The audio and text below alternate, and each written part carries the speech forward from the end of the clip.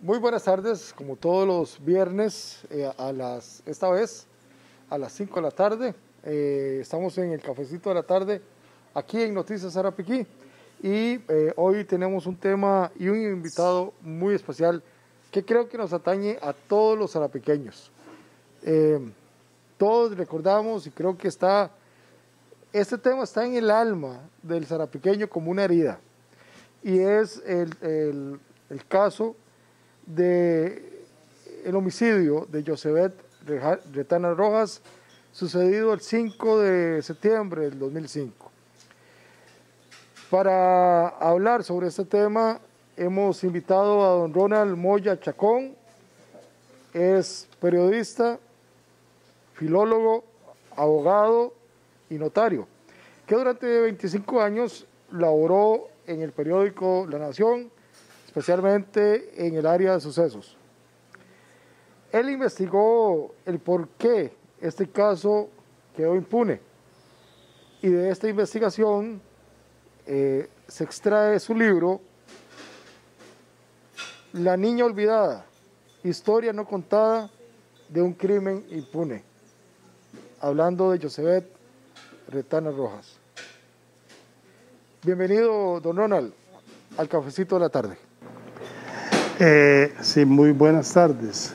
Muy agradecido y muy satisfecho de estar en Noticias Sarapiquí, del cual en este medio tengo muy buenas referencias. Sé que hay una muy buena cantidad de gente que no solamente en esta zona de Sarapiquí, sino en otras partes del país, que se informan sobre todo el acontecer que se produce en esta importante zona costarricense.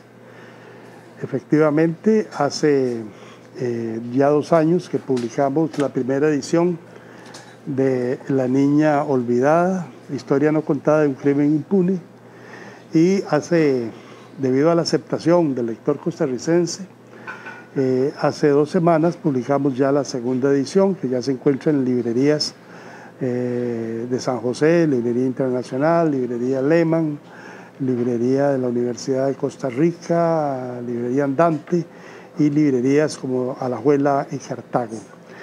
Es la historia de una niña que nació aquí en la zona de Sarapiquí, Josebet Retana Rojas, que fue asesinada cuando apenas tenía o iba a cumplir los 8 años, en el año 2005, septiembre del 2005, y 16 años después el crimen se encuentra impune. Don Ronald, ¿qué lo motiva a escribir este libro, a hacer esta investigación? Bueno, nos motiva sobre todo, como le decía hace un rato, por el hecho de tratarse del crimen de una niña que 16 años después está impune. Mientras fui periodista en La Nación, nos tocó darle cobertura a este caso en el año 2005. Y ya para aquella época, pese a que fue un asunto que era noticia diaria, en la prensa escrita, en la televisión y en la radio, y el OIJ, solo un mes después de que el caso se produjo, aseguraba en conferencias de prensa su director, Jorge Rojas, de que el caso estaba resuelto, y le daba a la prensa incluso detalles de por qué estaba resuelto, asegurando que había un sospechoso vecino de la niña, que era el homicida, con nombres y apellidos. De repente la Fiscalía sale a decir que este caso no se resuelve y decide archivar el caso. No solamente lo archiva en el año 2007, sino que lo deja en el olvido, porque usted puede entender que un caso se archive, pero que lo deje en el olvido ya es otra cosa. Ahora, las condiciones en que quedó archivado este caso, en el sentido de que OIJ entregó 2 informes con amplia prueba, es lo que más llama la atención, porque uno puede entender que haya casos que no se resuelvan, porque no hay prueba, porque la policía no pudo esclarecerlo, no pudo identificar a un sospechoso. Pero en este caso hay 2 informes voluminosos con suficiente prueba que señalaban a un vecino de Josebet como sospechoso. Pese a eso, la Fiscalía no quiso procesar, no quiso acusar, y 16 años después el homicida, que es un vecino de esta zona, según el OIJ, le sigue andando libre.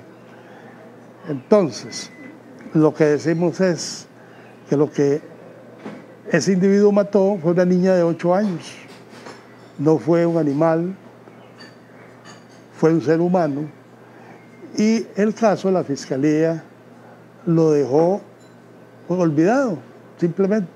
Por eso escribimos, contestando esa pregunta, quisimos escribir el libro que se llama por eso La Niña Olvidada, para demostrar que este caso no debió archivarse, que había suficiente prueba para condenar a una persona. Pero esta persona ni siquiera fue llevada a juicio, ni siquiera la Fiscalía le hizo un saludo, ¿verdad? Nunca lo llevaron, ni siquiera a conocer la Fiscalía, no le hicieron nada absolutamente. ¿Por qué la Fiscalía nunca realizó la acusación? Bueno, la Fiscalía dice que no, que la prueba que le dio la OIJ no era contundente, que no era suficiente, pero la OIJ aportó, entre la prueba más fuerte, 2 vellos públicos que fueron encontrados, porque este caso para la OIJ fue un caso de abuso sexual, o sea, el homicida abusaba de la niña sexualmente y después la mató. En el cuerpo de la niña aparecen 2 vellos públicos, que al hacerse el examen de laboratorio de ADN, dan positivo con respecto al vecino de la niña. Entonces, ¿cómo es que con semejante prueba la Fiscalía dice que no había prueba? ¿Cómo se brincan eso? ¿Por qué no lo procesaron? Yo no digo que este muchacho sea el asesino, probablemente, pero tuvo que llevarse a juicio para que ahí se defendiera y demostrara que él no era el homicida. Pero en este caso ni siquiera eso hicieron. Hay contradicciones entre lo que dice el OIJ y lo que dice la Fiscalía. Se le achaca a los fiscales que el caso no avanzara. Claro, OIJ dice que todo lo que fue la investigación del homicidio contó con ellos ya utilizan una frase, una enorme pared de indiferencia. O sea, parecía, dicen los oficiales del OIJ, don Mario Bustamante, que creo que todavía trabaja en el OIJ de Sarapiquí, parecía como que no querían resolver este caso. Todo lo que nosotros aportábamos no lo creían. Y entonces, con eso, el caso no podía avanzar porque la Fiscalía no quería resolverlo. ¿Pero cuál era el hecho? ¿Por qué? Ellos dicen que pudo haber mucha razón, que nunca se lo explicaron. La gente, la versión popular aquí en Sarapiquí, y está en el libro, es que el fiscal que tenía a cargo la investigación, y esto hay que entenderlo, desde 1998 las investigaciones en Costa Rica las dirige un fiscal con el auxilio del OIJ. La gente aquí dice, y nosotros lo tenemos en el libro, de que el fiscal tenía un tipo de relación sentimental con una hermana del sospechoso y que por eso este caso nunca avanzó. Le preguntamos a la fiscala general y nos dijo que ella conoció esa versión, pero que no la pudieron confirmar. ¿Cómo se llamaba el fiscal en ese tiempo? Se llamaba, era Alvarado Jiménez, Alexis Alvarado Jiménez. Hoy juez de la República. Hoy juez de la República en Puriscal. Entonces, perdón, no Alexis, sino Minor Jiménez Alvarado. El asunto es que nosotros le pedimos, porque esta fue una investigación limpia que hicimos, tenía que ser objetiva. Nosotros fuimos a preguntarles al fiscal, fuimos hasta, nos costó mucho, pero nos atendió el fiscal de Sarapiquí, hoy juez, lo fuimos a buscar a Puriscal, y él nos dice, mire, eso que decían de que yo andaba con esa muchacha no es cierto. Lo que pasa es que a mí me confundieron, porque vea, yo soy gordo, Pelón y Panzón. Y esa muchacha, hermana del sospechoso, andaba con un hombre, andaba quiere decir, tenía un noviazgo con un hombre gordo, panzón y pelón, igual que yo. Y entonces yo le dije, sí, pero es que también a usted lo vieron en su carro con esa muchacha, hermana del sospechoso. No, es que el novio de ella también tenía un carro igual al mío. Entonces, esa es la versión que él dice. Esa es la versión que él dice. La hoy fiscal general de la República trabajaba en Sarapiquí. Era la jefa de este fiscal, porque ella era la fiscal adjunta de Heredia. Y Heredia pertenece a Heredia, ¿verdad? En materia de tribunales. Sí. Y el exfiscal general también. El exfiscal general en ese momento era Francisco Dalanese, quien no tenía una relación directa con el caso, porque la relación, en ese momento de la investigación, la relación directa con el caso lo tenía la fiscal de Heredia, la fiscal adjunta, jefa en ese entonces de Maynor Jiménez. He leído que entre todos ellos se tiran la pelota. Sí. Sí, por eso el libro lo que quiere es claramente, ¿qué fue lo que hicimos nosotros? Bueno, el caso está impune. ¿Qué fue lo que hizo el OIJ? Que eso nunca se dijo en la época en que se produjo. Lo que hicimos fue ir a ver el expediente. Y el expediente habla por sí solo. Es que hay 2 informes contundentes, con suficiente prueba. El OIJ se cansó de aportar prueba. Hasta que al final la Fiscalía le archivó el caso. ¿Qué hay del sospechoso hasta el día de hoy? La última noticia que tuve de él fue en enero, 3 meses antes de que saliera el libro, y seguía viviendo aquí. Se dedica al cultivo de palmito, de pejibache, y sigue viviendo en la zona. Ahora no sé dónde está. Cuando usted viene a hacer la investigación, y esto es algo que hablamos antes de empezar el programa, se encuentra una herida aún abierta del sarapiqueño con respecto a ese tema, de ese homicidio, como ningún otro caso. Así es. Nosotros, cuando hacemos la investigación y revisamos toda la documentación, que es documentación de aquellos años, decidimos también venir a Sarapiquí a ver qué recordaba la gente de ese homicidio 15 años después. Y nos damos cuenta de que el pueblo de Sarapiquí conserva muy fresco el recuerdo de Josebet. La describen, nos habla cómo era la niña, los vecinos nos dicen cómo era la chiquita, que la veían pasar cuando iba a la escuela, cuando regresaba para su casa. Todo el pueblo de Ticari, sobre todo, tiene muy claro el caso de Josebet. Hablamos con los testigos que en aquella época fueron entrevistados por el OIJ, y los testigos, 15 años después, nos dan la misma versión que le dieron a la policía hace 15 años. Ellos tienen muy claro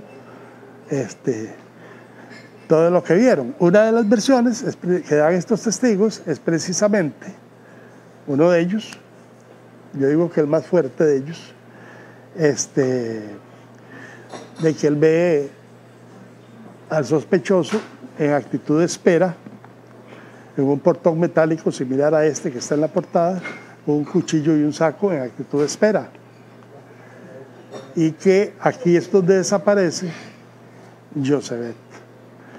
No hay ningún testigo que vea, eso existe, hay que tenerlo claro, que vea que al sospechoso raptando a la niña, pero todo lo demás sí queda claro en el sentido de que aquí fue donde desapareció. Y después, la prueba de los vellos púbicos son coincidentes con el señor que estaba aquí a la espera. Esos testigos ratifican 15 años después la misma versión. Don Ronald, vamos a hacer una pausa, porque acuérdense que este es el cafecito de la tarde, ¿verdad? Entonces, nuestro buen amigo Víctor dueño, empresario, chef, porque el hombre es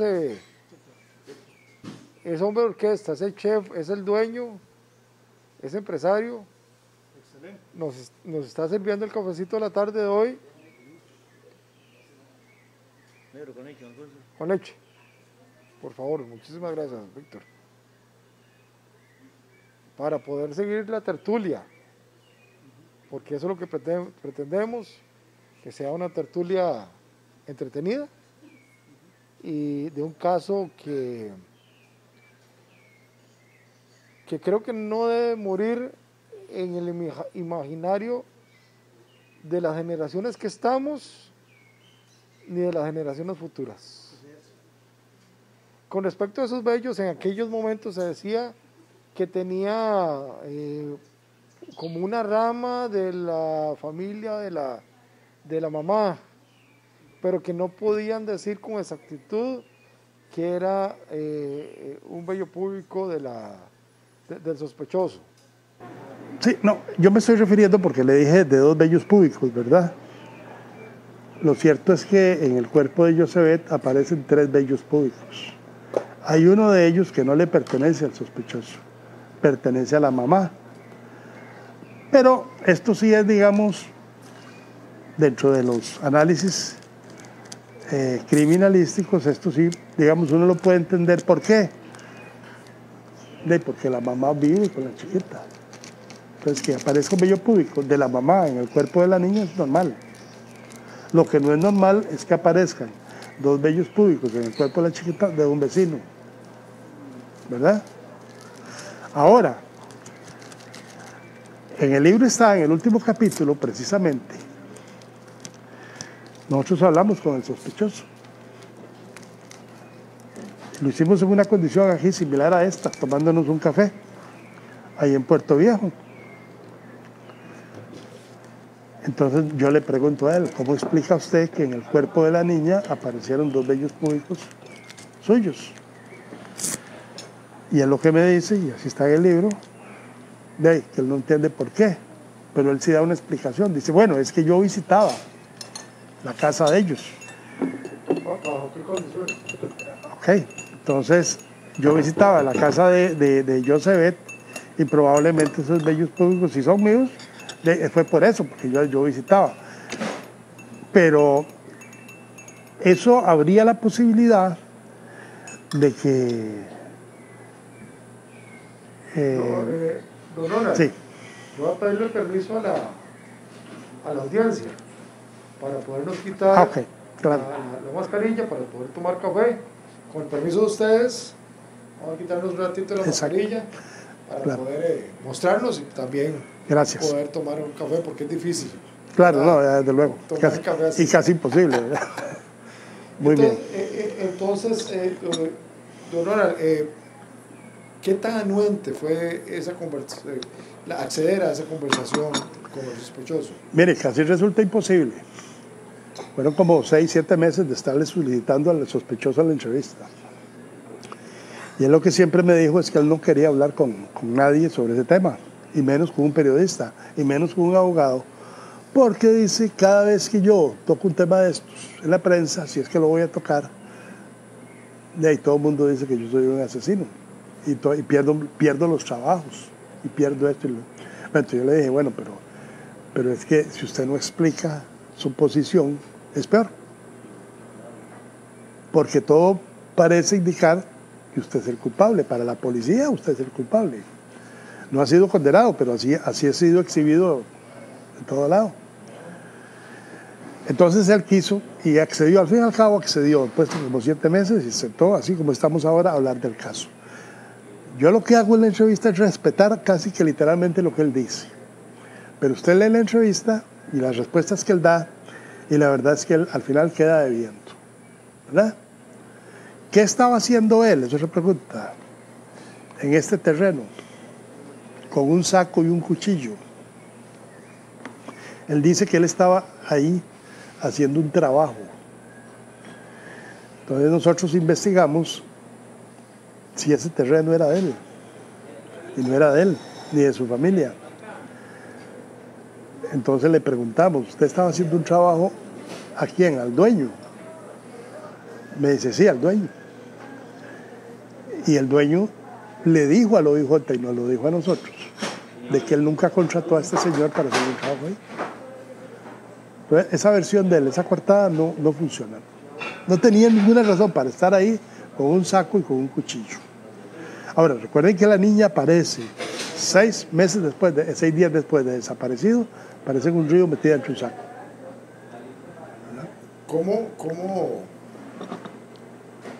¿Cómo la investigación del OIJ se llega a la conclusión de que la niña había sido abusada? No, vamos a ver. Una cosa es que sea abusada, otra cosa es que sea violada. Hagamos la diferencia. Cuando se le hace el examen, se le hace la autopsia a Josebet, no se encuentran signos de violación. No se encuentran signos de violación. Eso no quiere decir que no haya sido violada. ¿Por qué? Porque la niña apareció 6 días después, metida entre la poza de un río, y obviamente ya el cuerpo tenía su nivel de deterioro. Pero hay un dato que sí llamó mucho la atención de la policía. 2 datos. En el cuerpo de la niña, en la zona anal de la niña, aparece una espinita de palmito de pejerrey, que es precisamente el sitio en donde dice el OIJ y dicen los testigos que estaba el sospechoso esperando a la niña. Una plantación de palmito. ¿Ella estaba desnuda? Ella estaba desnuda. ¿Cuando la encontraron? Cuando la encontraron, no estaba desnuda, estaba con ropa. Pero para que haya aparecido una espina en la zona anal, eso indica que el sospechoso, el asesino, la tuvo acostada, desnuda, boca arriba, para que se le impregnara esa espina de pejerrey en la zona anal.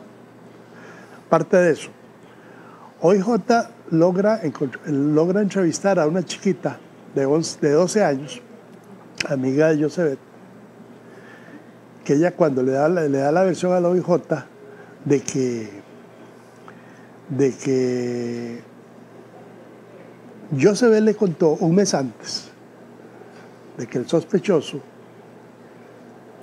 cuando ella venía de la escuela, venía sola, el sospechoso la esperaba y le tocaba sus partes íntimas.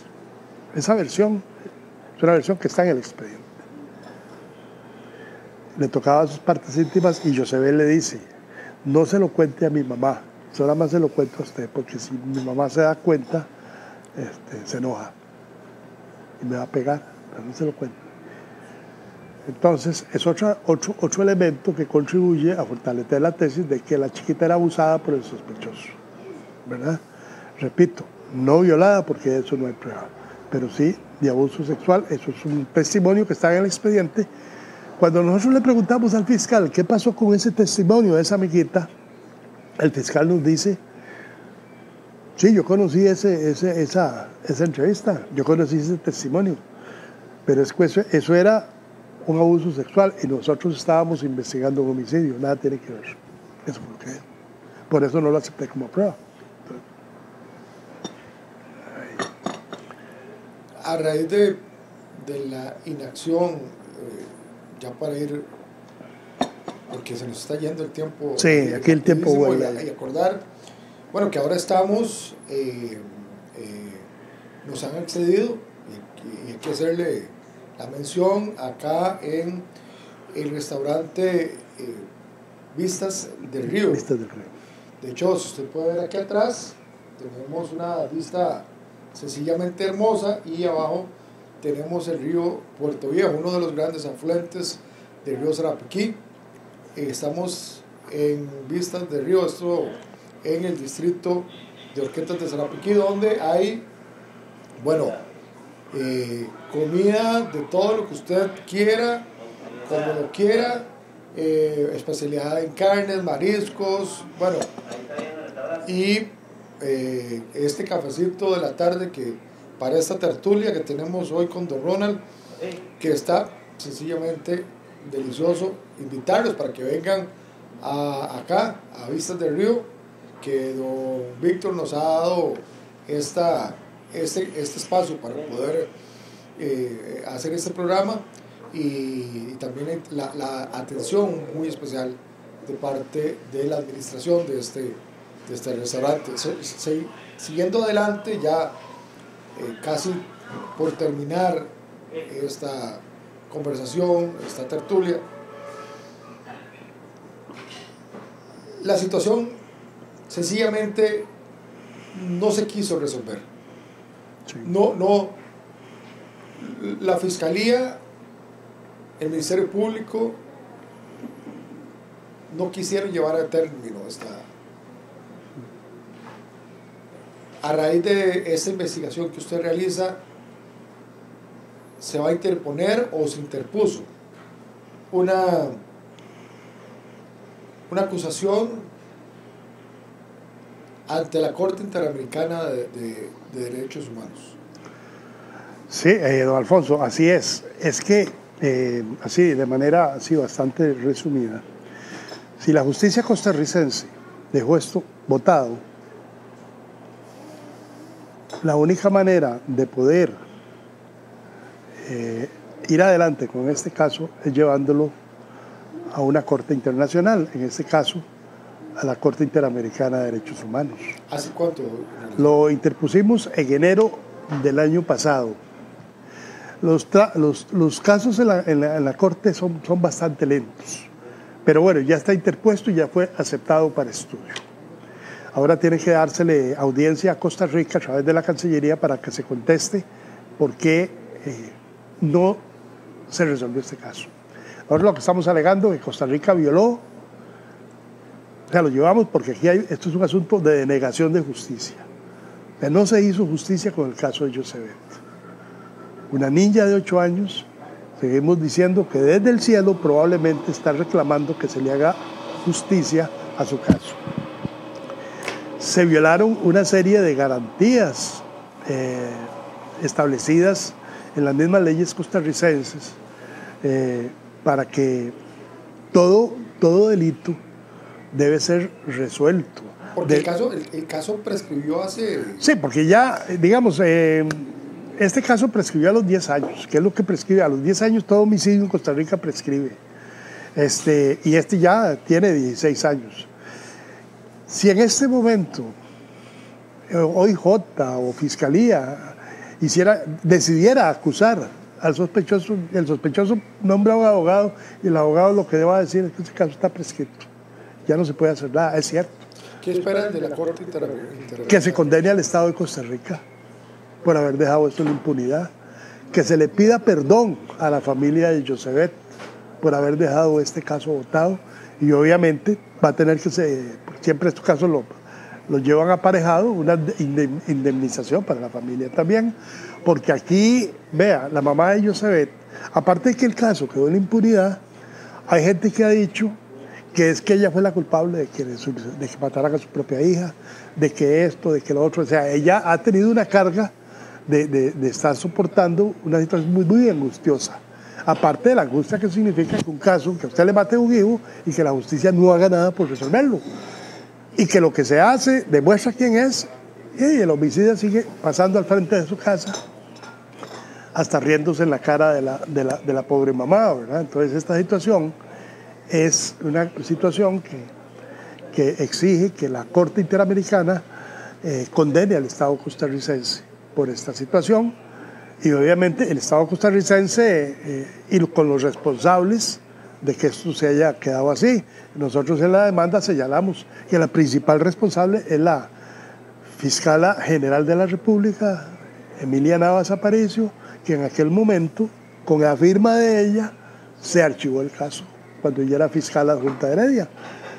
Estamos señalando también que uno de los culpables es Maynor Jiménez Alvarado, el fiscal que tuvo el caso en concreto y que hoy es juez. Entonces ellos son los responsables y en general ya de manera macro al Estado costarricense. Y también aplaudir a la investigación de parte del OIJ. Y el OIJ obviamente en este caso hizo una excelente investigación. Ahí están los documentos, ahí está la prueba. Bueno, este es el libro, La niña olvidada, historia no contada de un crimen impune, escrito por el periodista y abogado Ronald Moya Chacón. Usted puede adquirirlo aquí en Sarapiquí. ¿En dónde? Bueno, no hemos, honestamente, todavía no tenemos una librería aquí en Sarapiquí. La que lo está distribuyendo es la propia mamá de Josebet, Maribel Retana Rojas, en su casa. Si quisieran, por ejemplo, las personas, nuestro público de San Carlos, de Guapiles, de esos lugares, ¿hay algún lugar donde puedan conseguirlo? Vean, por ahora no tenemos distribuidor en San Carlos ni en Pocosí, pero la próxima semana sí lo pueden. Ahora, nosotros sí estamos haciendo distribución por correo. Okay. Entonces, cualquier interesado nos escribe al WhatsApp 60 57 96 11, que es mi WhatsApp, y me dan la dirección. Repítelo de nuevo. 60 57 96 11, y se lo enviamos por correo postal. Nos da la dirección y se lo enviamos. El costo de librería del libro es de 7,000 colones. Ya por correo hay que pagar gastos de envío, que son 2,000 colones. En total son 9,000 colones. De hecho, ya hemos hecho casi 100 envíos durante los últimos 15 días. Me dice que para la zona norte pronto va a estar. En la zona norte, en San Carlos, pronto va a estar. Yo diría que ya la otra semana va a estar en librerías en la zona norte, va a estar en Limón, y va a estar en Pocosí, en Guapiles. Muchísimas gracias por estar en Cafecito de la Tarde, en esta conversación, en esta tertulia, y que nunca sea olvidada. Así es. La niña olvidada merece la lectura de los costarricenses, y siempre en las entrevistas que hemos brindado cerramos con esa frase: Josebet está reclamando justicia, lo está reclamando desde el cielo donde ella tiene que estar.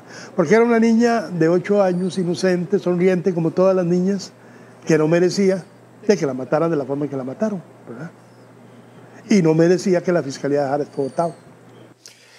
Mis amigos y amigas, un amigo y servidor, Alfonso Gadgens, para Noticias Sarapiquí, y por supuesto, este es su programa, El Cafecito de la Tarde. Muy buenas tardes.